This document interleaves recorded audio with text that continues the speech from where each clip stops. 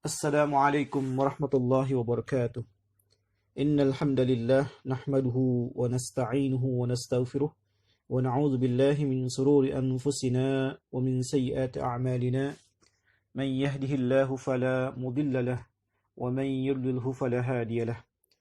Ashhadu an la ilaha illallah wahdahu la syarika lahu wa ashhadu anna Muhammadan 'abduhu wa rasuluh. Amma ba'd. Pertama-tama marilah kita panjatkan puji dan syukur kita kehadirat Allah Subhanahu wa taala yang telah melimpah ruahkan berbagai karunia-Nya kepada kita, baik itu berupa nikmat sehat wal afiah, nikmat panjang umur, dan terutama sekali nikmat-nikmat yang paling penting di antara nikmat-nikmat yang lainnya adalah nikmatul iman wal Islam. Salawat beserta salam semoga tercurahkan kepada paduka alam yang mulia Rasulullah sallallahu alaihi wasallam, tidak lupa kepada para sahabatnya, para pengikutnya dari awal hingga yaumul jaza. Baik, langsung saja kita mulai. Rekan-rekan sekalian, pada pertemuan yang lalu saya sudah membahas tentang cara mencegah anak agar terhindar dari penyakit ain. Ya. Telah saya sebutkan di antara cara-cara itu, yang pertama adalah orang tua hendaknya sering mendoakan anak dengan doa perlindungan.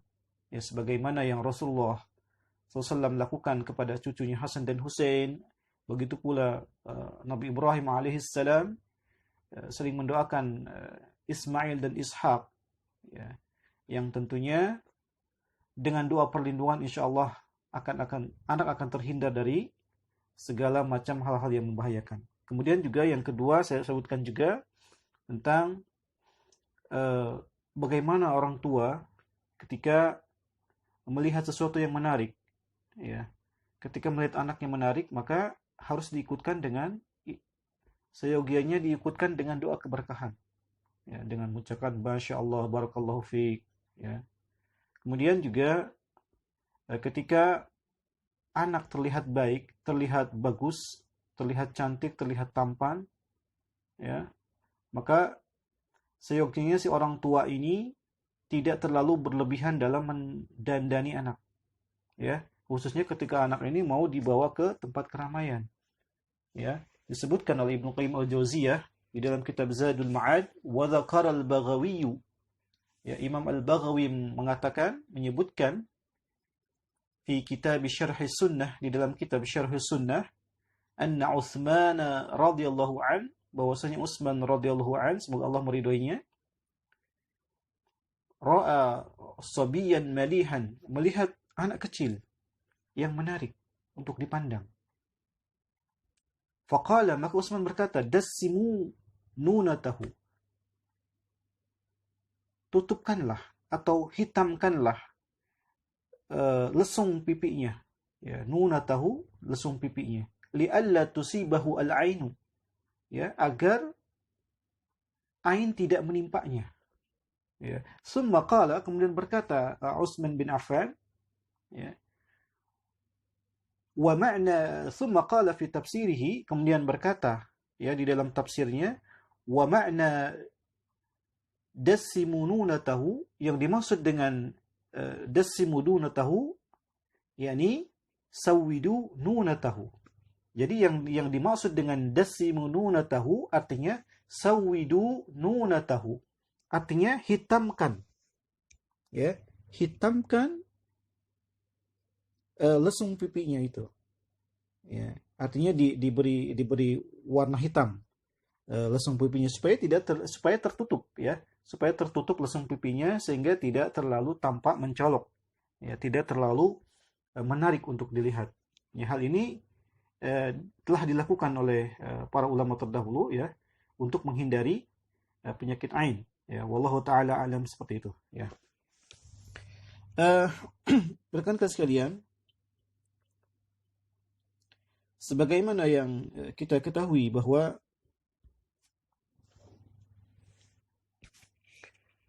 jin ini, syaitan ini akan senantiasa mengganggu manusia, ya, selama kita hidup di alam dunia ini, ya. Dan mereka bahkan semenjak lahir pun sudah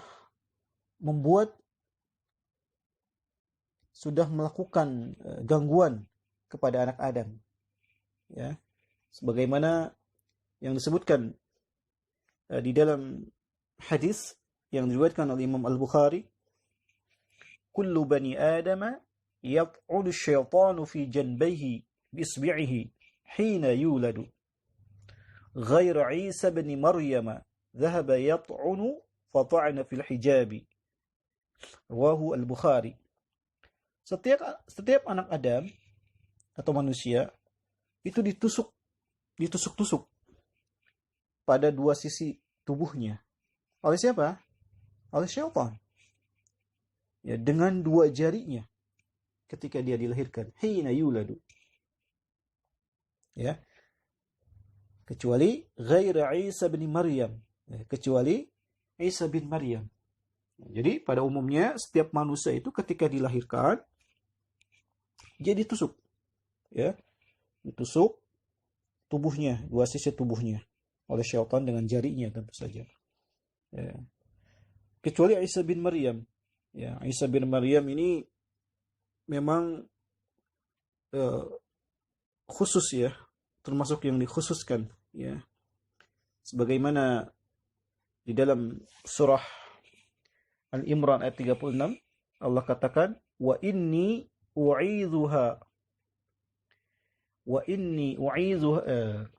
ya, sebagaimana yang sebagaimana yang Allah katakan di dalam surah Al-Maryam bahwasanya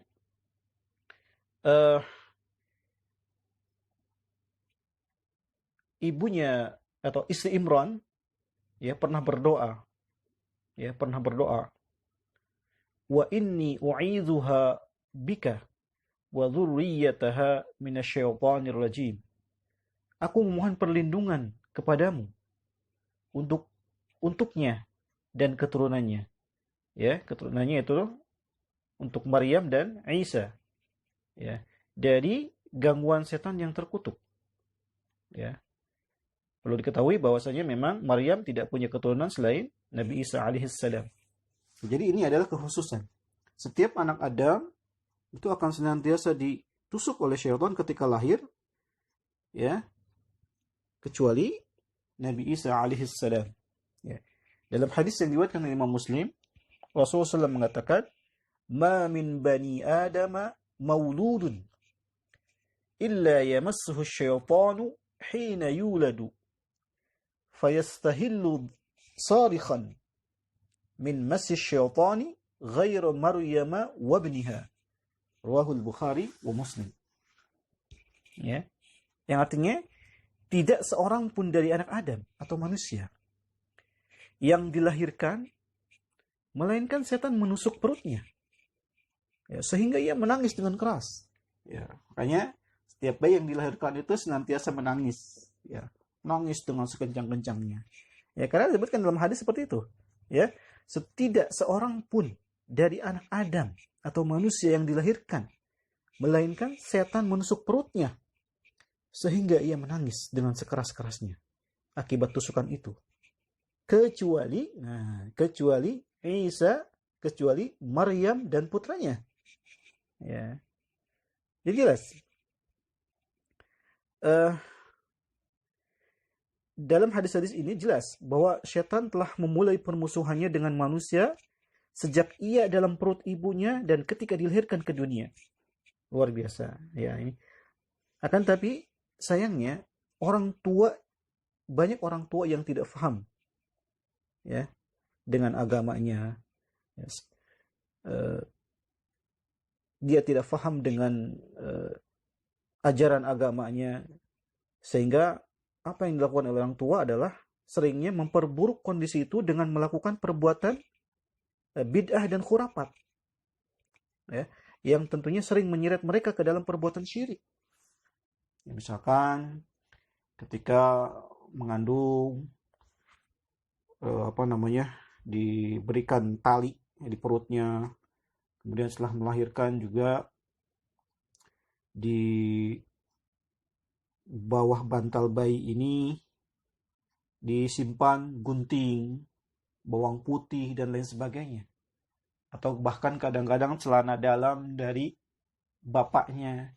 Nah, ini adalah perbuatan khurafat yang tentunya akan mengarah kepada kesyirikan. Ya, ini berbahaya. Nanti bukan malah menyelesaikan masalah, tapi malah akan menambah masalah. Ya, setan tidak akan takut dengan hal-hal seperti itu. Malah justru akan memperparah situasi, memperparah kondisi. Ya, setan akan semakin menjadi-jadi mengganggu anak itu. Ya. Lalu bagaimana sih solusinya dalam Islam? Ya, solusinya adalah manakala anak terkena gangguan jin, ya, atau khususnya terkena gangguan ain, ya. Manakala anak terkena gangguan ain, solusinya yang diajarkan oleh Rasulullah SAW yaitu ketika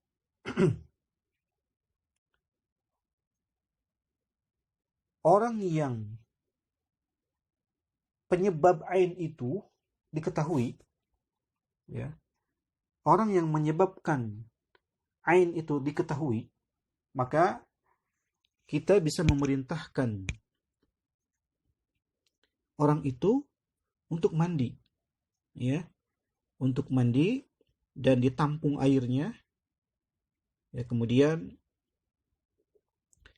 bekas mandi itu, ya, bukan sisa mandi ya, tapi bekas mandi itu disiramkan ke anak yang terkena penyakit ain. Itu sebagaimana yang Rasulullah perintahkan kepada Amir bin Rabi'ah setelah Sahil bin Hunayf terkena penyakit ain yang disebabkan oleh pandangan, oleh rasa takjub dari Amir bin Rabi'ah. Ya. Rasulullah mengatakan, "Igtasil lahu." Mandilah untuknya. Ya. Faghasala lahu Amirun. Ya. Maka Amir mencuci, ya, wajhahu wa yadayhi, wajahnya dan kedua tangannya, wa mirfaqaihi, dan sampai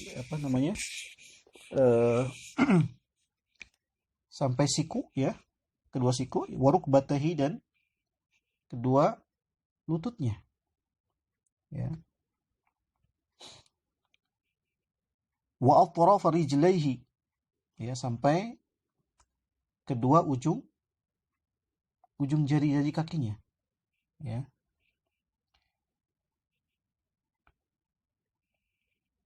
Wa dakhilata izarihi fi qadahin, ya, baru kemudian bagian dalam kain sarungnya dengan air dalam baskom, ya. Kemudian summa sabba alaihi, ya, kemudian diguyurkan kepada Sahal bin Hunayf, waraham an-nas, baru kemudian dia bisa pergi bersama orang banyak, ya. Jadi jelas bahwasanya hadis ini ada di dalam keterangan ini, ada di dalam kitab Zadul Ma'ad, ya, dalam kitab Zadul Ma'ad yang dikarang oleh Al-Imam Ibn Qayyim Al-Jauziyah. Jadi manakala penyebab ain ini diketahui, maka kita bisa memerintahkan orang yang menyebabkan ain ini untuk mandi. Kemudian